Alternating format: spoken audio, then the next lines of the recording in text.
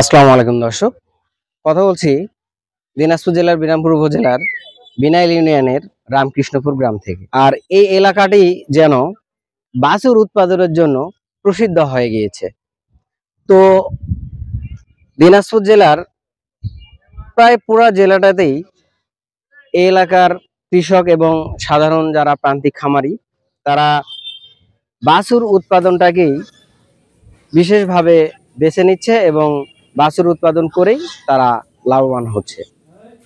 যেহেতু এই এলাকায় দুধের দাম একেবারেই কম, যার কারণে ফ্রিজিয়ান হলস্টার গরু প্রতিপালনে তারা তত বেশি লাভবান হয় না এবং দুধের দাম কম হওয়ার কারণে তারা তত বেশি আগ্রহীও হয় না, যার কারণেই তারা বেছে নেয় একটু দীর্ঘমেয়াদী হলেও দেশি গরুর থেকে বাছুর উৎপাদন। তো দেশি গরু থেকে বাছুর উৎপাদন করেই তারা লাভবান হচ্ছে এবং দিন দিন সংসারের উন্নতি সাধন করতেছে। তো এমন একটি বাড়িতে আমি আজকে আসছি, এই যে আমার পাশে দেখতে পাচ্ছেন যে বাড়িটি, এই বাড়িতে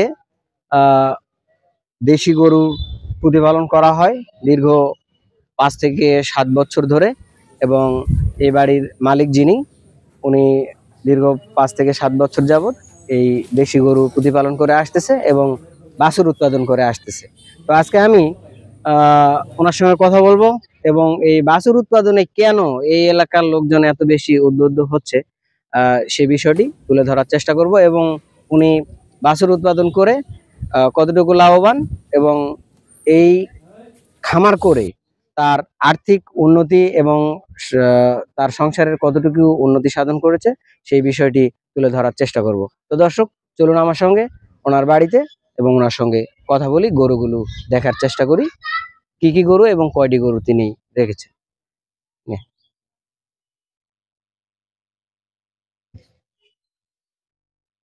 দর্শক, এই বাড়িতে যিনি গরু প্রতিপালন করে ওনার নাম হচ্ছে মাহবুবুর রেজা ওরফে মানিক।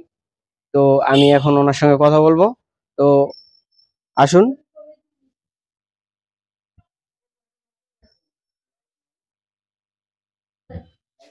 আসসালামু আলাইকুম। ওয়ালাইকুম সালাম।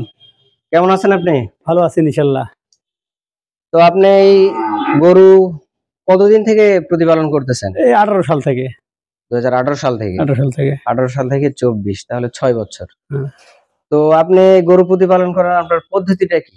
পদ্ধতি আগে পুষতাম, এগুলো দুধই গরু পুষতাম, পোষায় না, সব কিনে খাওয়া পোষায় না, দুধের দাম নাই। পরে আমি বুদ্ধি করলাম এই তাহলে বাছুর বিক্রি করবো বছরে, এই যে উঠালাম গরু বাছুর বিক্রি করে। এই বাছুর বিক্রি করার উদ্দেশ্যে কবে থেকে শুরু করলেন বাছুর উৎপাদন? এই বছর 1.5-2 থেকে। তো আপনি আগে দুধের গরু পুষতেন? ছিল, দুধের গরু পুষতেন, দুধের গরু বাদ দিয়ে আপনি বাছুর উৎপাদন শুরু করলেন। হ্যাঁ। তো দুধের গরু থেকে বাছুর উৎপাদনে আপনি কেমন মনে করতেছেন? বাছুরই ভালো, বাছুর উৎপাদনই ভালো। এটা তো দুধের দাম নেই এখানে, তো এটা তো দীর্ঘমেয়াদী, মনে করেন 1 বছর বা তারও বেশি সময়। তাও ভালো, তাও ভালো, তাও ভালো, কারণ দুধ আর বিক্রি হয় না, দুধের দাম কম। দুধ দেখেছি 35 টাকা কেজি কয়, আর একটা গরু খায় আমার দিনে খায় 200-250 টাকা খায়। দুধ বেশি লাভ হবে এখানে, হবে না তো। এই জন্য আপনার এই গরু প্রতিপালন। এই গরু ঘাস খাওয়াই, তাড়াতাড়ি গাব আসে, হিট হয়। গাব হলেও চেয়ারা খারাপ হয় না, দুধ খাওয়া দুধ চেয়ারা খারাপ হয় না। তো আপনার এখন কয়টা গরু আছে? এখন গরু আছে আমার 5টা। 5টা? হ্যাঁ, কদিন আগে বেচলাম তো। কয়টা ছিল? 9টা। তাহলে প্রথমে আপনি কয়টা দিয়ে শুরু করছিলেন? একটা দিয়ে। একটা, তারপর 2টা করলাম। 2টার থেকে এগুলো হয়ে গেছে। তো প্রথমে যখন একটা দিয়ে শুরু করেন তখন কয় টাকা দিয়ে শুরু করছিলেন? আমার প্রথমে 29,000। 29,000? হ্যাঁ, 29,000 দিয়ে একটা গরু কিনছি। তারপর কিনছি একটা 45,000। 45,000? হ্যাঁ, 2টা। টোটাল কয়টা গরু আপনি রাখেন আপনার এই বাড়িতে? আমার গাবি হয়েছিল 5টা গাবি হয়েছিল। 5টা গাবি? 5টা গাবি হয়েছিল। 5টা বিক্রি করেছি, গাই বাছুর বিক্রি করেছি, 1টা 2টা 3টা 4টা গাই বাছুর বিক্রি করেছি। 4টা গাই বাছুর? হ্যাঁ। আচ্ছা, আমি এখন আপনার এই গরুটা থেকে শুরু করব। আপনার এই গরুটা তো অনেক সুন্দর একটা গরু। হ্যাঁ। তো এই গরুটা আপনার কতদিন আগে কিনা এবং কত টাকা দিয়ে কিনছিলেন? 29,000 টাকা কিনলাম। বাসায় 4টা বিয়ান দিছে। 4টা বিয়ান দিছে, মানে 4 বছর হচ্ছে। 4 বছর। হ্যাঁ, 4 বছর 4 বছর 5 বছর হবে, কারণ ছোট নিয়েছিলাম তো। ছোট নিছিলেন 29,000 টাকা দিয়ে মাত্র। 29,000 টাকা দিয়ে। তাহলে 5 বছর হচ্ছে এই গরুটা আপনি হ্যাঁ প্রতিপালন করতেছেন। হ্যাঁ। তো 5 বছরের বাচ্চা বিক্রি করেছেন কয়টা? একটা বিয়ে করেছি হলো, দুটা বিয়ে করেছি আর দুটা বিয়ে করেছি। একটা বিয়ে করেছি হলো 80,000, একটা বিয়ে করেছি হলো 60,000। 60,000। হয় 4.5 মাস বয়স হচ্ছে। 4.5 মাস বয়স। আর ওই এটা হয়ে গেছে, এটারই এটা বাচ্চা হলো এটার বাচ্চা হলো ওইটা। এটার বাচ্চা আবার ওইদিকে আরেকটা আছে। আচ্ছা আচ্ছা। আচ্ছা, তাহলে এখন এই গরুটা থেকে আপনি কতটুকু লাভবান হয়েছেন? এই গরুটা থেকে লাভবান হয়েছে ধরেন, ওটা বিয়ে করছে আমায় 80 আর হলো 60। 80 আর 60 1,40,000। 1,40,000, ওটা হবে 80,000। তাহলে হয়ে গেল 2 লাখ। 2 লাখ। এটা তো 1.5 লাখ টাকা। 80 আর 60 1,40,000, 2,20,000।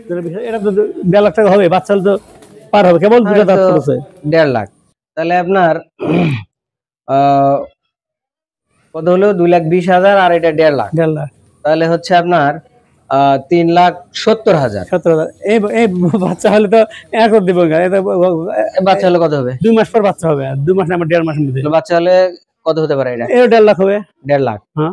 তাহলে এ যদি 1.5 লাখ হয়, তাহলে আপনার 3,70,000 আর এটা হলো 1.5 লাখ, 5,20,000। 20,000। তো 5,20,000 আপনি 5 বছরে এই একটা গরুর থেকে এগুলা করছেন। তাহলে আপনার এই 5 বছরে এই গরুটার পিছনে আপনার খরচা কত হয়েছে আমাকে একটু বলেন দেখি, কত হতে পারে? আমার মাসে 10,000 সব গরুগুলো যায়। সব গরুগুলো মাসে 10,000। একটার পিছনে কত খরচ? তাহলে মাসে কত আছে? 5টা গরু থাকলে 2,000 করে। 2,000 করে। তাহলে মাসে 2,000 করে একটা গরুর পিছনে হলে বছরে হচ্ছে আপনার 24,000। তাহলে 5 বছরে আমি 25,000ই ধরলাম। 5-25 কত? 1,25,000। 25,000 মানে 1.5 লাখই ধরলেন। 1.5 লাখই ধরলাম খরচ। একটা বাড়ির আছে তো। আচ্ছা, 1.5 লাখ টাকা আমি খরচা ধরলাম এই গরুটার পিছনে। আপনার 5 বছরে 1.5 লাখ। 1.5 লাখ। আর গরুটা 30,000। গরুটা 30,000, 1,80,000। 1,80,000 টাকা আপনার এই গরুটাতে টোটাল খরচ। আর 5,20,000 থেকে 1,80,000 বাদ দিলে কত থাকে? 3,20,000। 3,20,000, 1,80,000, 5 লাখ, 3,40,000 থাকে। 3,40,000 টাকা আপনার এই একটা গরু থেকে 5 বছরে আপনি পাইলেন। তাহলে 5 বছরে এই গরুটা কত আপনাকে দিছে? 3,40,000 40 ভাগ 5, তাহলে 68,000 হয়। তাহলে বছরে আপনাকে এই গরুটি 68,000 টাকা দিয়েছে। আর ওইটা আরো বেশি দিছে। গরুটা ছোট আছে না দেশে। হ্যাঁ, ওইটা বাছুর হয়তো সব ওটা কত বছর হলো কিনা? ওটা বাচ্চা 100 টাকা কিনেছি না, পরে 1 বছর পর কিনেছি, কিন্তু ছোট হলো তো। যেহেতু এইটারই বাছুর হলো এটার বয়স কত? এটা বয়স আমার 12 মাস কেমন হয়েছিল প্রথম হয়। হ্যাঁ। তারপরে বিয়ান দিল 2 বছর 2.5 বছর। 2.5 বছরে আপনি আর একটা বাছুর পাইছেন, ওটার দামই 80,000। এর দাম হলো বাছুর হলে 1.5 লাখ ওভার। তো আলহামদুলিল্লাহ, আপনার তো মোটামুটি ভালো। ওই দিকে গাড়িটা কিনেছি না, ওই গাড়ি নিয়েছে না। হ্যাঁ, ওই গাড়িটা তো এইদিকে প্রচুর ভয় করে তো। হ্যাঁ বাবা, হ্যাঁ। যখন ওই গাড়িটা ফির আবার বিয়াবে না, হ্যাঁ, তখন যখন ফির হিটে আসবে সময় মায়ে হিটে আসবে। খেয়ে দেবো তো। তাহলে ওটার হিট আসলে এইদিকে আসেন, এইদিকে আবার এটার আসবে না। তো প্রচুর ভয় করতেছে। ভয় করে তো না ভয় করে গরু। হ্যাঁ বাবা, হ্যাঁ হামলার না।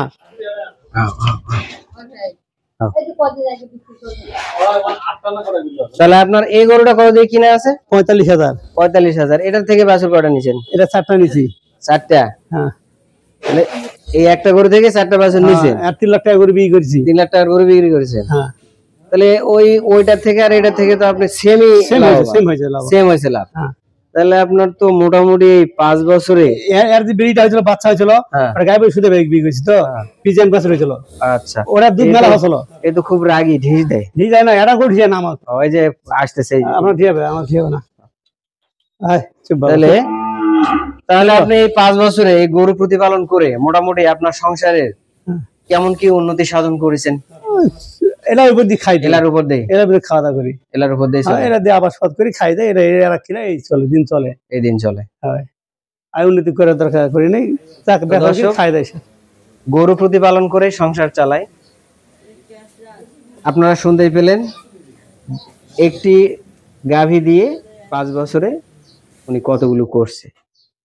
দুইটি ওটা কেনার পরে পরে এটা কিনে, তো 1 বছরের ব্যবধান, দুটার থেকে প্রায় সমপরিমাণ ওনার লাভাংশ আসছে।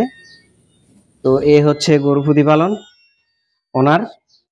আর একটা বাছুর আমি দেখাই, এই গরুটার একটা বাছুর ওই যে ওইখানে আছে, বাছুরটা কেমন দাম আসবে আমি আপনাদেরকে দেখাচ্ছি।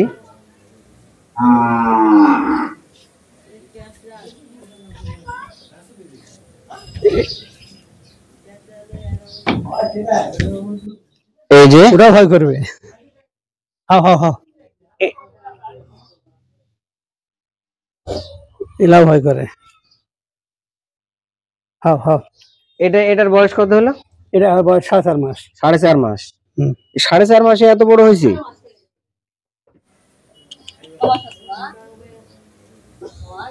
5 মাস হবে, 7 হবে না সবাই।